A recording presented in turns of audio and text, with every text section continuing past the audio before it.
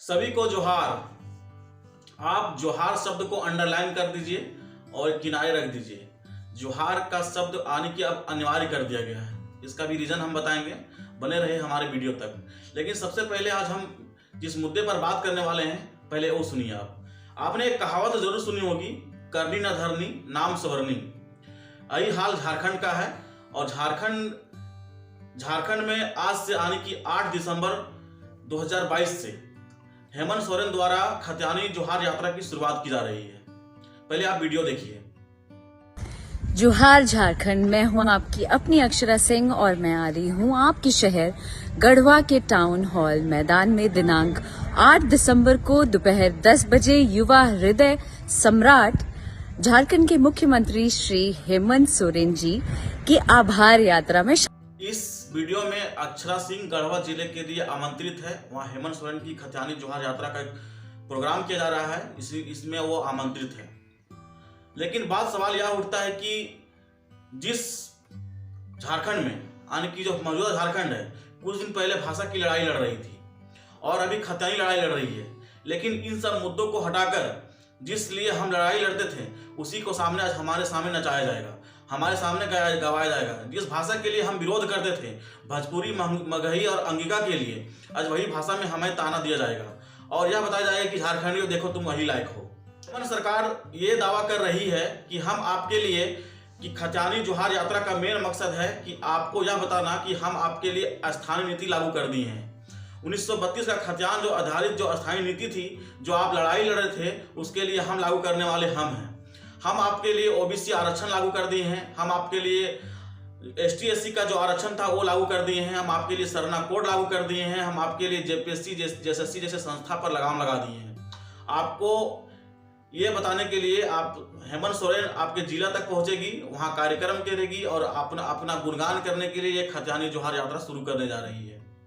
लेकिन इसका सच्चाई यह है दोस्तों कि हमने शुरू में एक लाइन बोला कि करनी न धरनी नाम सवरनी। दरअसल बात यह है कि आपको मिला क्या, हुआ क्या? मिला कुछ नहीं और हुआ सब कुछ। बात दरअसल यह है कि आपके लिए 1932 खतियान आधारित जो स्थायी नीति लागू कर दी गई है, सिर्फ पेपर के कागजों में, यहाँ के कैबिनेट पास करके, विधानसभा में पास करके, अभी तक आपने कुछ दिन पेपर में देखा होगा कि अभी तक पेपर जो है 1932 खतियान जो आधारित जो स्थायी नीति थी, अभी तक राज्यपाल तक नहीं पहुंचा है। यानी कि झारखंड में अभी तक नियम लागू नहीं हुआ है। 9वीं अनुसूची में लागू होने की बात है, लेकिन अभी तक राज्यपाल के पास तक अभी तक बिल नहीं पहुंचा है। बात दरअसल यह है कि वह बिल आपको धर से लटका दिया गया है। ना बिल घर का रहा ना घाट का रहा, आपके लिए मिला तो वही हम एक लाइन बोले कि करनी न धरनी नाम सवरनी। हुआ है सब कुछ लेकिन हुआ कुछ नहीं। अब बात यहाँ तक नहीं है। बात कैबिनेट से पास करके विधानसभा गई और राज्यपाल तक अभी तक पहुंचा नहीं है। अगर बाय द वे राज्यपाल पास पहुंचकर अनुमोदन हो जाता है तो वह बिल राष्ट्रपति के पास जाएगा। राष्ट्रपति से जाने से पहले लोकसभा और राज्यसभा में पारित होकर राष्ट्रपति से अनुमोदन होने के बाद उसमें एक विशेष समितियां बनेगी। उस पर चर्चा होगी कि इसमें ये 9वीं अनुसूची में शामिल होने लायक है या नहीं।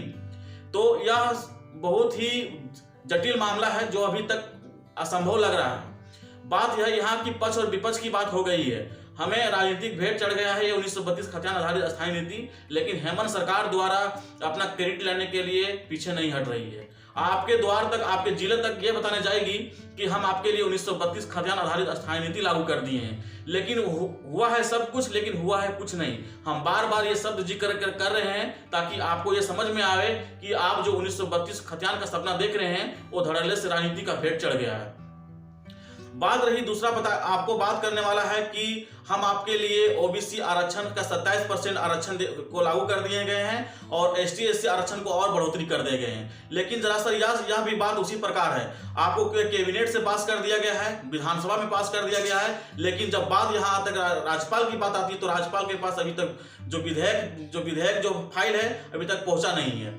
अगर बाय दी वे राज्यपाल यहाँ पे अनुमोदित कर देता है तो ये लोकसभा राज्यसभा में जाकर राष्ट्रपति के अनुमोदन के लिए 9वीं अनुसूची में समितियां बनेगी, उस पर चर्चाएं होगी, उस पर खामियां को निकाला जाएगा। उसके बाद 9वीं अनुसूची के लिए विचार किया जाएगा। लेकिन जितना आसानी से हम बोल दिए उतना आसानी तो हुआ है नहीं। बात यह जरा सा यह है कि यह भी एक राजनीति का भेंट चढ़ गया है। आपको ये सरकार ये बताने जाएगी कि हम आपके लिए ओबीसी आरक्षण 27% आरक्षण दे दिए हैं, ST/SC का आरक्षण हम और बढ़ोतरी कर दिए हैं। तो आप देखिए और समझिए कि राजनीति कहाँ होता है और क्या होता है।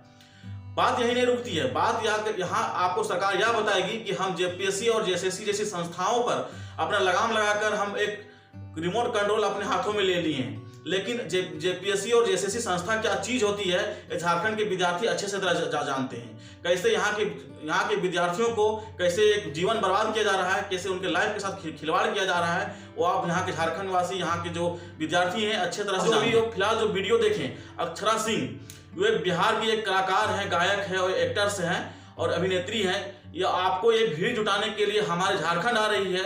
वो झारखंड जहां जो भोजपुरी मगही अंगिका के खिलाफ कुछ दिन जो आंदोलन हुआ था, पुरजोर आंदोलन के खिलाफ, ऐसी भाषाओं के खिलाफ जो एक झारखंड एकजुट हो गया था और अपने हक अधिकार, अब यहाँ की जो अस्तित्व की लड़ाई लड़ रहा है, उसको आपने आंख में पट्टी बांधकर इन कलाकारों को आपको छाती पर रेंगने के लिए बुलाया जा रहा है। इस यात्रा में यह अनिवार्यता कर दी गई है कि हर एक झारखंड वासी, हर एक अधिकारी अब जोहार शब्द का प्रयोग करेंगे। इससे पहले जोहार शब्द का प्रयोग नहीं होता था।